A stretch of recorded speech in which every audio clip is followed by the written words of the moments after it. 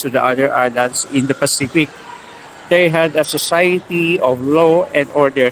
They appreciated beautifully things like chivalry and pottery. Sorry, they buried the dead of their own inventions and spread cultures to other places. They did not just borrow or receive the culture of other peoples. Dahil meron na pinahalaga nila yung sariling kultura ng ating mga ninuno. So they valued it and they treasured this culture that we had, that our early ancestors had. And then we must respect and protected our tribal minorities, the Filipinos, because they are part of our ancestry. Yung ating lahi ay nakita yung kayamanan ng ating lahi sa pamamagitan ng mga our ancestors, which they had their own cultures. So we have to respect kahit na nakikita natin yung mga minorities. We have to respect them because they are part of our history and they are brothers, and also they are our early ancestors.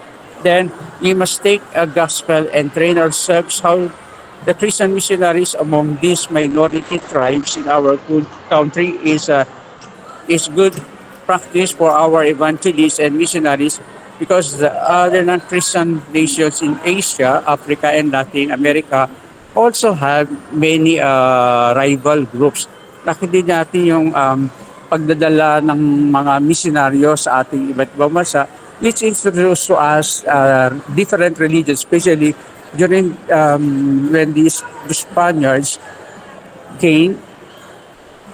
Isa sa mga influensya nila o isa sa mga naidulot nila ay ang religion. And aside from them, and then yung ating mga ninuno ay mayroon silang sariling religion. So as part of our culture, so to we have to respect, no, our minorities, our brothers. Today, the Indonesian minority tribes are found in some interior parts of our country. They are the Apayaws, the Kalingas, Manobos, Tiruray, Gada, Tigbanuas. Parang I have discussed this, I remember ko to. No? Ito yung types of Indonesian A, Indonesian B. So I have discussed this to you, and then the Malays, if you remember. I have already discussed this to you, class. So the Maragtas, no? Now, let's go for the theories of the origin of the Philippines. There are two theories that support the origin of the Philippines. One is a continental drift theory. What is this a continental drift theory? It supports the claim Alfred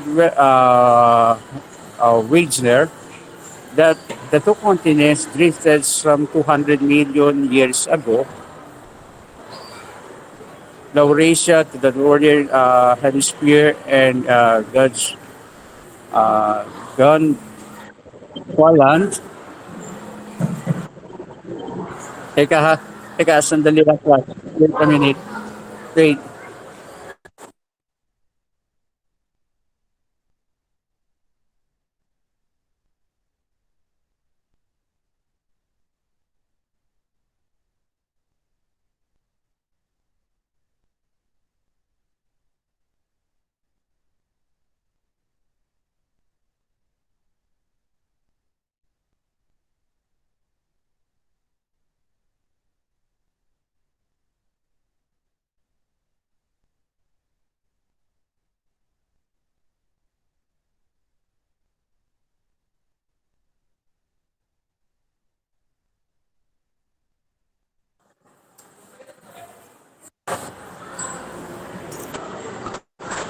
Okay, class, I'm going to continue.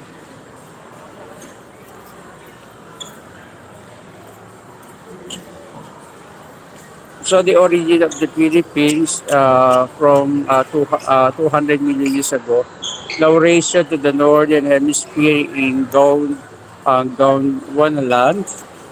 in the southern hemisphere, and then the Philippines is believed to have been part of the continent Laurasia, Asia. according to Alfred Holmes in 1944. The two continents drifted as a result of pressure caused by volcanic eruption. This is what that I had that there is um, because of various volcanoes under the sea and then nagkaroon ng eruption yung mga volcano at yung mainland Asia after the eruption nagkawatak-watak sila, no, yung iba kinain ng yung iba lumubog, yung iba lumutang.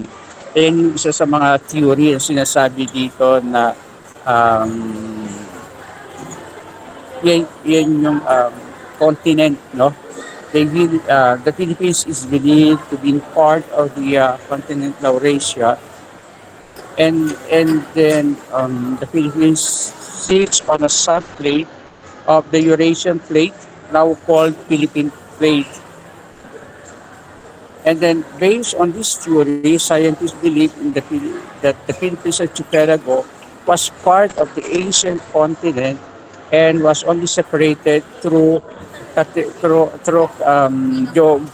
geological changes.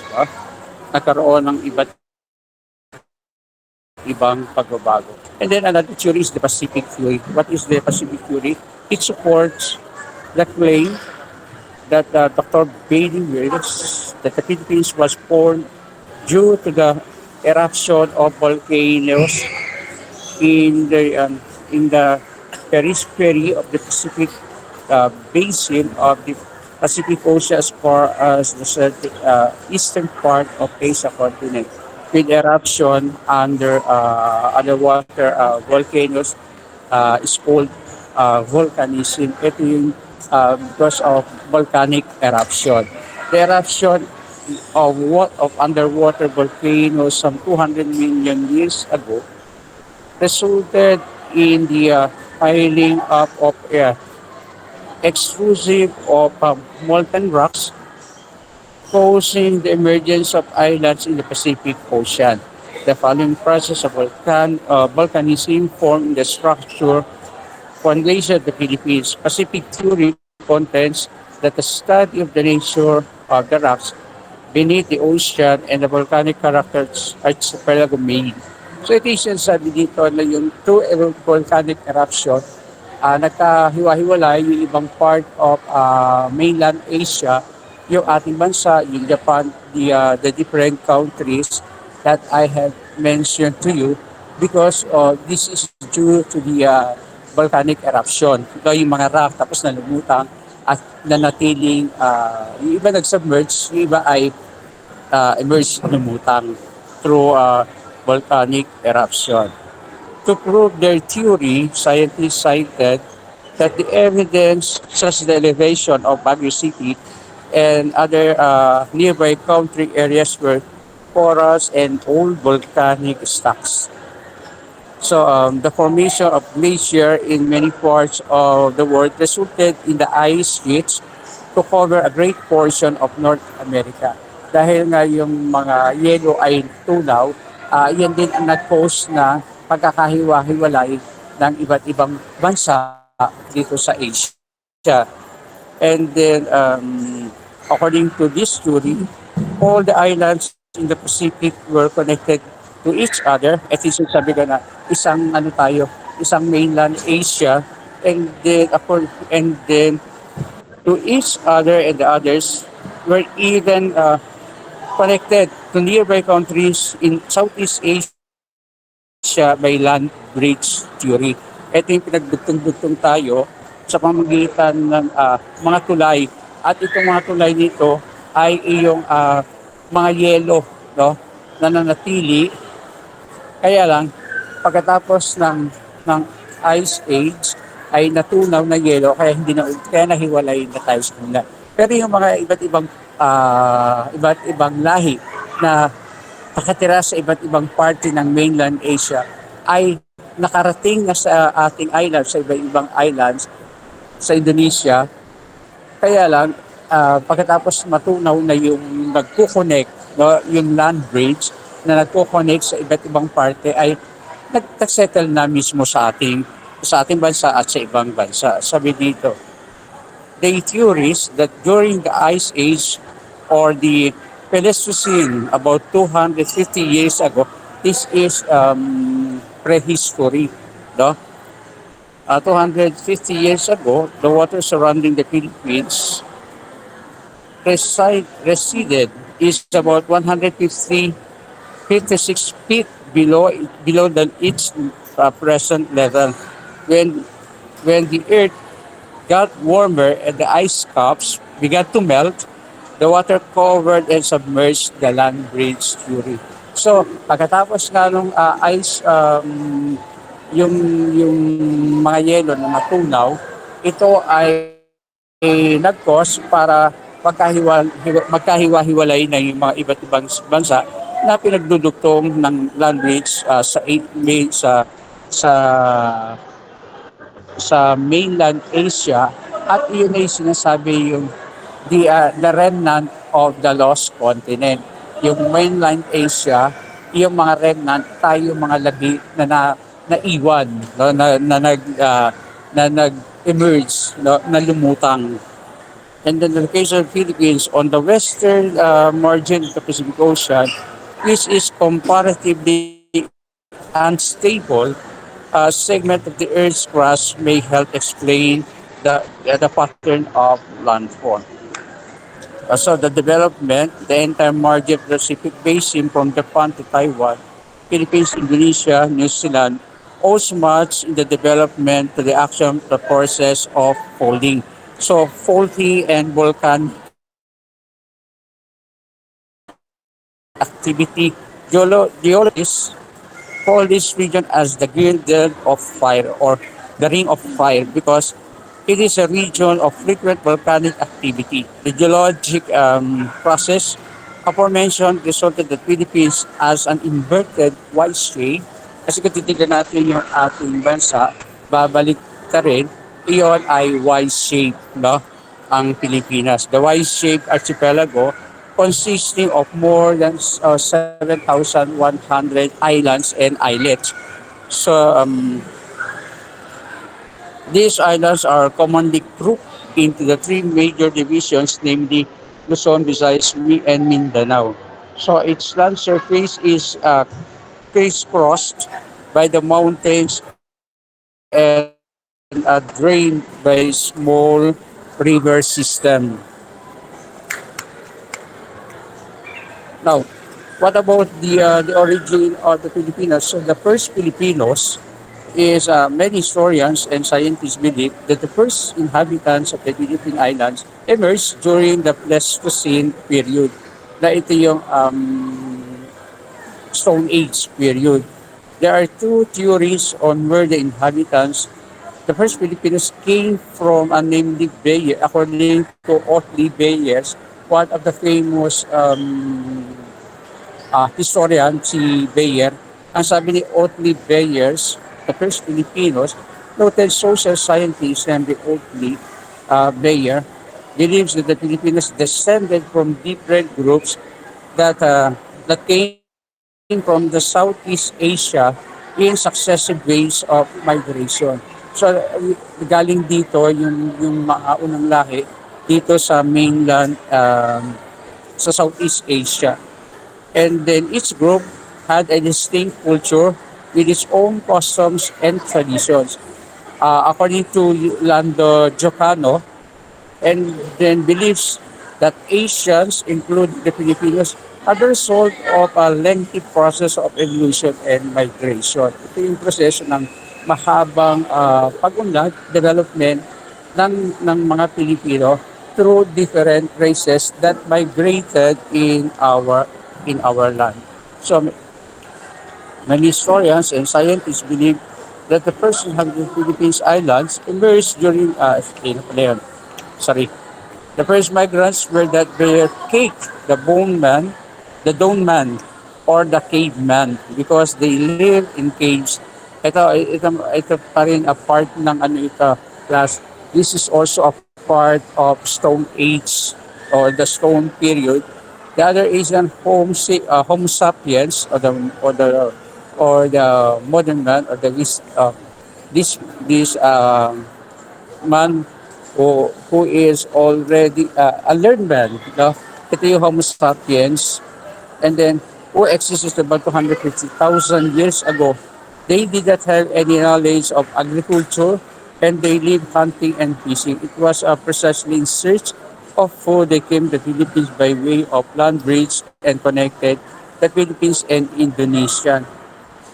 So ito yung mga sinasabi, yung Homo sapiens, na dyan ang galing doon from doon sa nanggaling doon sa mga ape hanggang sa naging modern, ito na yung Homo sapiens.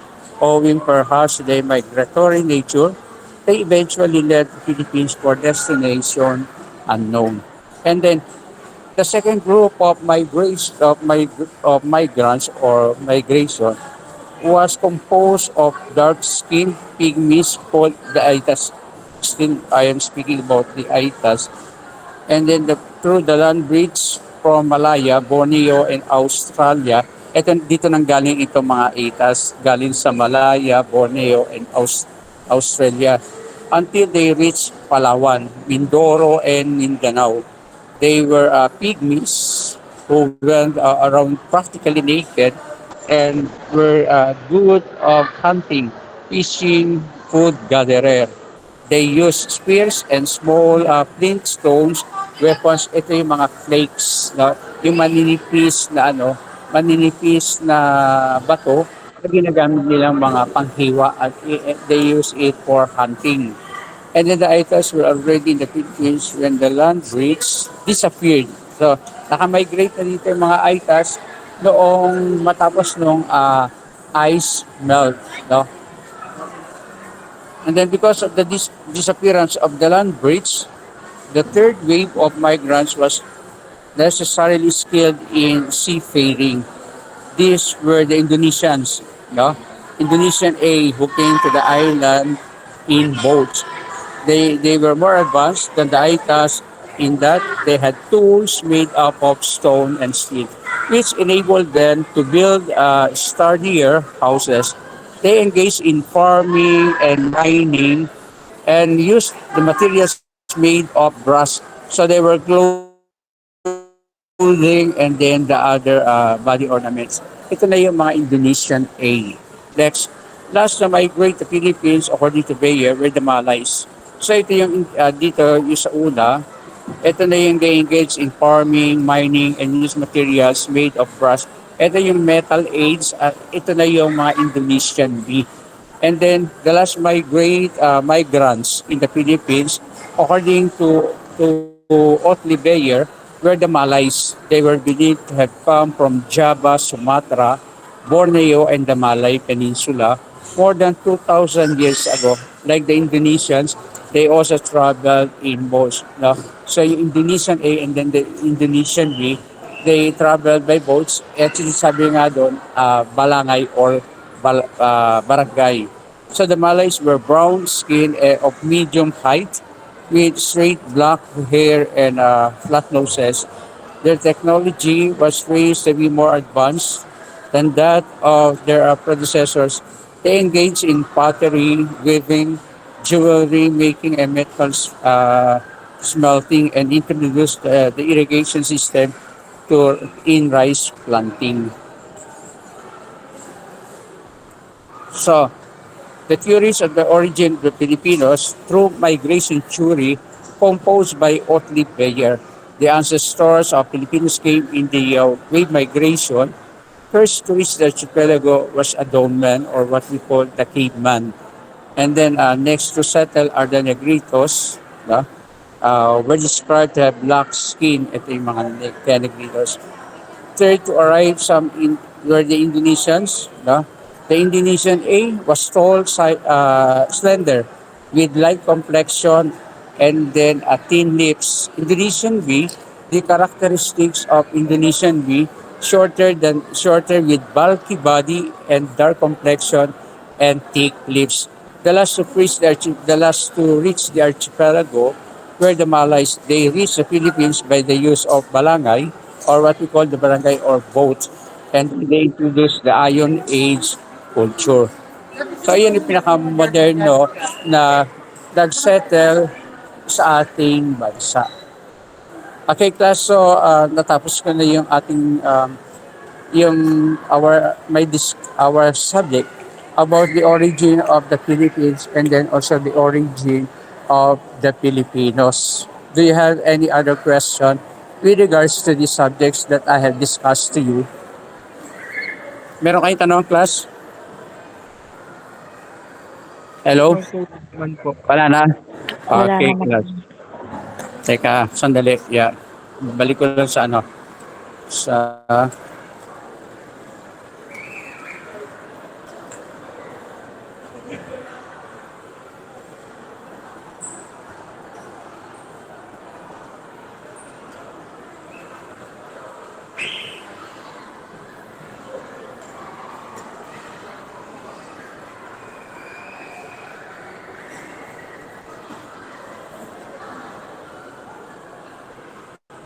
Okay, class, may tanong pa kayo? May tanong pa? Ano po? Pero ba gumagamit sa inyo ng ano? Meron gumagamit sa inyo ng laptop para makapag-screenshot? Gamit ko kasi ano lang eh. Ang gamit ko ay cellphone, class.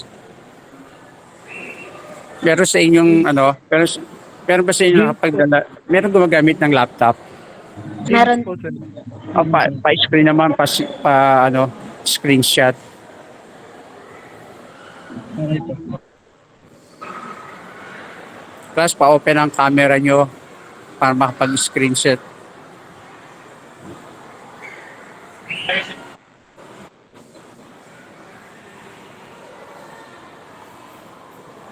Hindi ko na kayo bibigyan ng ano, ng assignment or sheet work. Pahinga na lang muna kayo.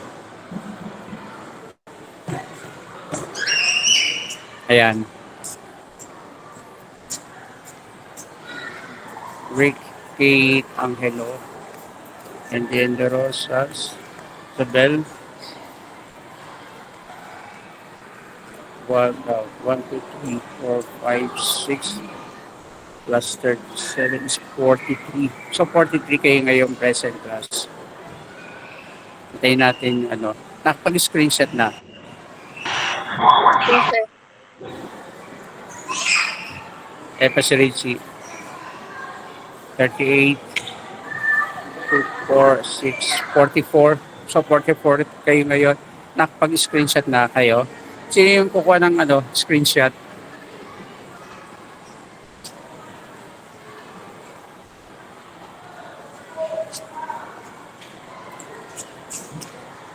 Pakisend naman sa o sa ating GC, sa ating group chat. Pwede pa send nyo, class.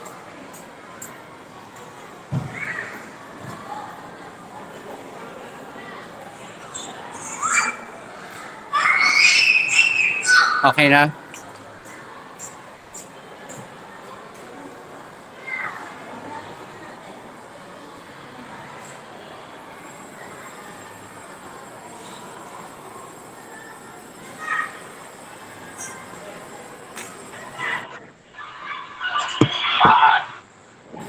Okay?